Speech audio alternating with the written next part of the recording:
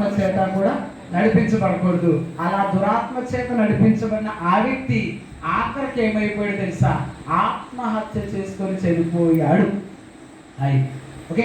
3, వాళ్ళ సొంతంగా నడిపించబడతారు. అంటే వాళ్ళ ఆలోచనల చేత, వారి తలంపుల చేత నడిపించబడతారు. వీళ్ళనే ఏమంటారు అంటే అమ్మ మాటిను అంటే నా ఇష్టం. ఏంటి చెప్పండి అమ్మ, చెప్పండి ఏ ఇష్టం అమ్మ, చెప్పండి నా ఇష్టం. నువ్వు నాకు చెప్పేది ఏంటి, నేను ఎలాగే వెళ్తాను. ఒరే బండి అలాగే వెళ్ళకూడదు.